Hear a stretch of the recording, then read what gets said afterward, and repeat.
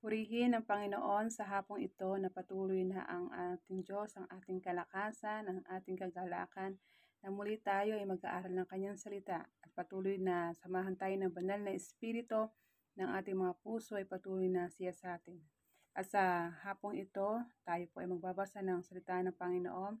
Matatagpuan natin sa Roma chapter 5, verse 3 to 5. Akin pong babasahin. Ang sabi po dito, Roma chapter 5, verse 3, at nagagalak din tayo kahit na dumaranas tayo ng mga paghihirap dahil natututo tayong magtiis. For alam natin na ang pagtitiis ay nagpapabuti sa ating pagkatao. At kung mabuti ang ating pagkatao, may pag-asa tayo na makakabahagi tayo sa kadakilaan ng Diyos. 5.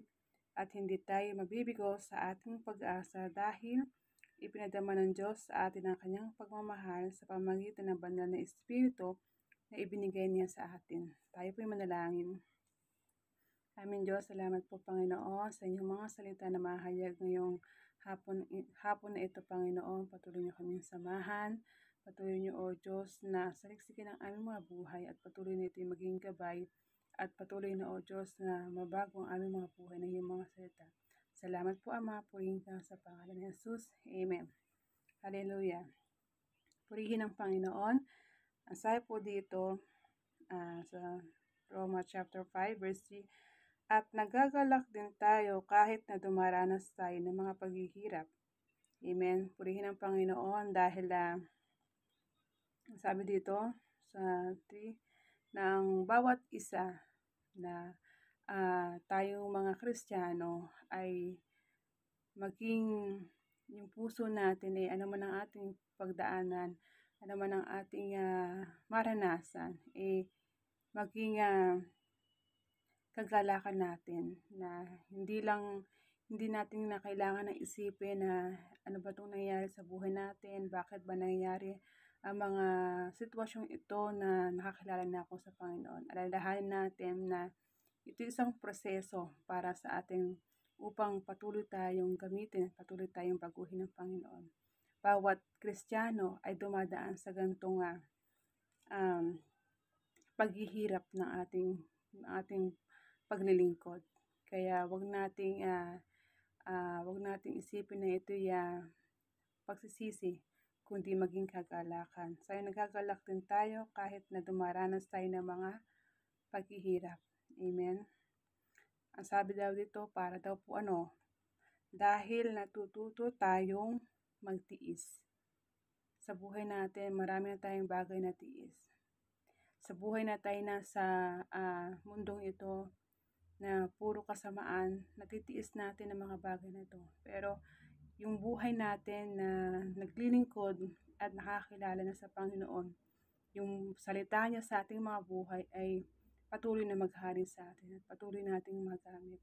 Dahil ang pagtitiis natin ito ay temporary lang, dito lang sa lupa. Pero mararanasan natin ang lahat ng bagay na ito kung patuloy natin itong gagamitin ay sa panahon na tayo ay kukoronahan na tayo ay darating ng Panginoon, wala nang pagtitiis ng ating mararanasan. Gaya ng sinabi ni Santiago. Ang sabi niya sa Santiago chapter 1, verse 2, sabi niya po dito, mga kapatid, magalak kayo sa tuwing dumaranas kayo ng mga pagsubok. Amen. Talagang maging si Santiago na alagad ng Panginoon noong panahong yon, na ating unang mga lingkod na pinapaalalahanan tayo na nangyari sa kanila mga bagay na ito at naranasan natin hanggang ngayon. At iisa lang ang pinaglilingkuran natin. Iisa lang ang ating Diyos na buhay at makapangyarihan sa lahat. Kaya sabi niya, maggalak kayo sa tuwing dumaranas kayo ng mga pagsubok. Amen. Ipatuloy natin na ang salita ng Panginoon na meron tayo sa ating puso, sa ating buhay, ay nawawala dahil mas nakakatulong ang salita ng Panginoon at nagbibigay ng kagalakan sa atin. Nagiging gumagaan ang ating buhay, nagkakaroon tayo ng kapayapaan. Amen. At ang sabi rin din po dito, balik po tayo sa Roma chapter 5 verse 4. Alam natin na pagtitiis ay nagpapabuti sa ating pagkatao. Amen? Alam naman natin na pagtitiis ay nagpapabuti sa ating pagkatao. Tayong mga Kristiyano, tayong mga naglilingkod, tayong nakakilala. Hindi lang to lagi natin masasabi na hallelujah. Hindi lang natin to masasabi lagi ng praise the Lord, praise God. Amen? Talagang lahat ng pagtitiis natin, lahat ng ating pamararanasan, hindi lang sa meron tayo na natugon ang ating pangailangan, na gumaling tayo sa sakit, nag-provide ng Panginoon. Amen? Talagang, hindi natin mararanasan ng mga bagay nito. Pero ang sabi dito ng ating alam natin ang pagtitiis ay nagpapabuti sa ating pagkatao. Amen po. So, talagang yung pagtitiis natin na talagang kailangan natin at mag-benefits tayo sa salita ng Panginoon na yung hinuhubog niya ang ating pagkatao.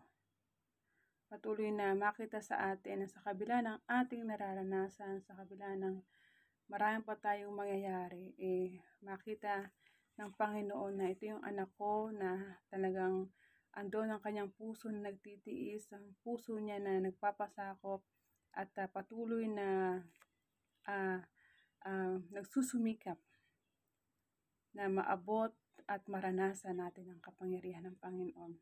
At kung babalikan po natin sa Santiago chapter 1 po ulit, ng verse 3, sapagkat alam ninyong nagdudulot ito ng katatagan sa inyong pananampalataya. Amen? Marami tayong kahinaan dito. Kung wala tayo sa kamay ng Panginoon, sa presensya, kung tayo ay nanghihina, lagi nating yung katatagan ng ating pananampalataya. Lagi tayo mag-init sa salita ng Panginoon, yung devotion, yung mas malalim pa natin na makilala ang Panginoon. Hindi lang natin siya kilala sa ating salita, kundi kilala natin siya as personal nating Panginoon, na tagapagligtas, Panginoon na lagi tayong handa siyang sumaklolo sa atin at handa na yung pag-ibig niya sa atin. Alalahanin natin ng Panginoon ay binigay niya yung buhay niya para sa atin. So, nagtiis siya. Ano pa yung para gawin natin yung maliit na bagay na pagtitiis natin sa mundong ito. Amen. Marami siyang ginawa, hindi siya humindi sa sinabi ng Diyos Ama. Patuloy siyang sumunod. Gayon din tayo ng mga lingkod na nakakilala na at naunawaan natin ang salita ng Panginoon, maranasan natin yung pagtitiis natin. Ito yung panandalian lamang. Dahil ang sabi nga po dito, ito yung nagdudulot ito ng katatagan sa inyong pananampalataya. Praise God. Kaya patuloy tayo na panghawakan natin ang salita ng Panginoon at hindi ang salita ng mundong ito. Sabi po balik tayo sa chapter 5,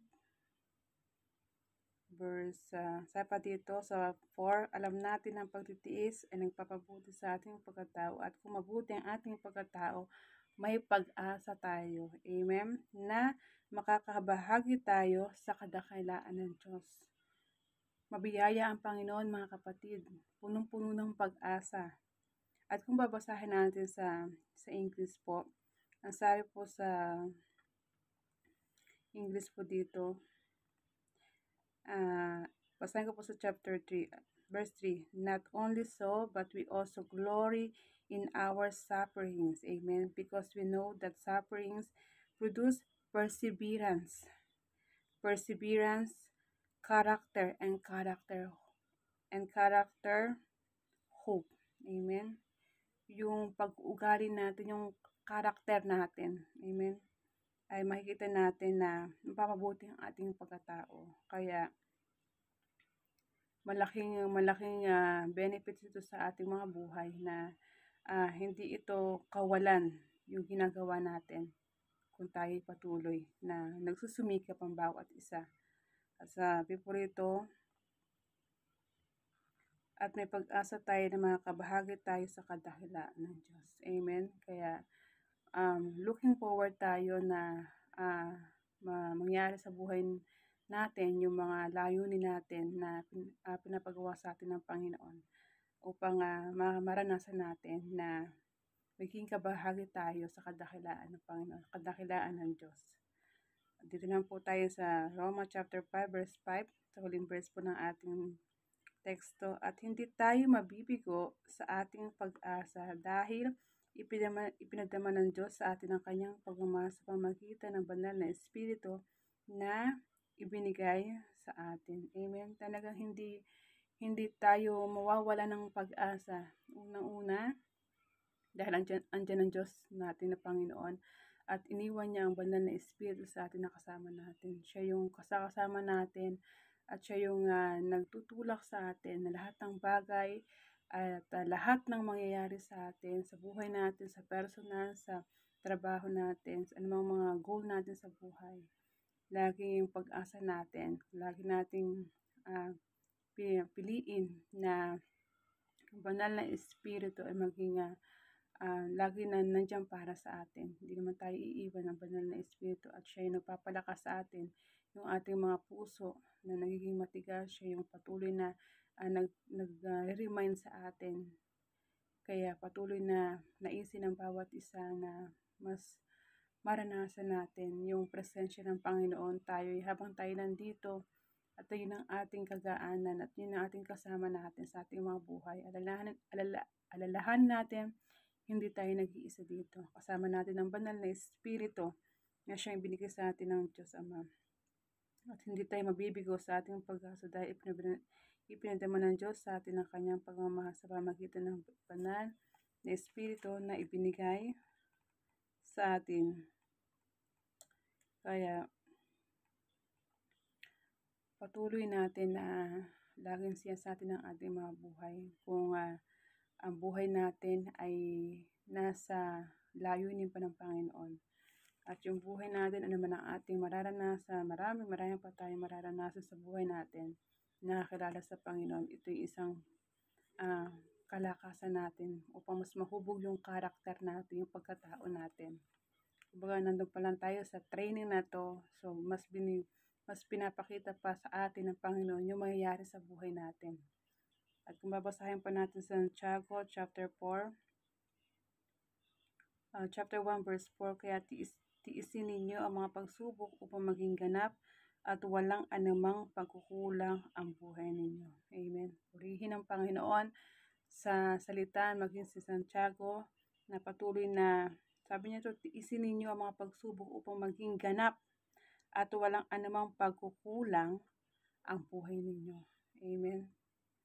Maging ganap, epektibo, at lahat tayo ay patuloy na maranasan na may kagalakan sa lahat ng mga pagsubok na ating madadaanan at mararanasan pa. Kaya purihin ang salita ng Panginoon, patuloy na ito'y maging kagalakan ng bawat isa at patuloy na mas naisin natin na mas mapalapit tayo sa presensya ng Panginoon at salita ng Diyos sa ating mga buhay. Kaya purihin, dakilain at pasalamatan natin ng Diyos sa bawat nangyayari sa ating buhay. Amen. Kaya purihin ang Panginoon, tayo po'y manalangin. Hallelujah. Amen, Diyos. Salamat, Panginoon, sa hapong ito, O Diyos, na patuloy niyo kaming sinasamahan. Patuloy niyo kaming inaayos. Patuloy, O Diyos, na yung aming mga buhay, yung aming karakter, Panginoon, ay patuloy, O Diyos, na lagi kayong maparangalan. Lagi kayong mapaluguran, Panginoon. Kung kami man, O Diyos, ay nagiging mainipin, nagkukulang sa pasensya, Panginoon, maging kayo, O Diyos, sa magpuno sa aming mga buhay. Ano man ang aming mararanasan, Panginoon, sa aming mga buhay, Panginoon, laging kagalakan. At ito, Panginoon, O Diyos, ay masumpungan sa aming mga puso. Amen, Diyos. Salamat, Panginoon. Salamat, O God. Patuloy niyong pagmamahal sa bawat isa. Kaya patuloy, O Diyos, kami, Panginoon, na nagpupuri at nagpapasalamat sa iyo, Panginoon. At ito ang aming samantalang sa pangalan ng Jesus. Amen.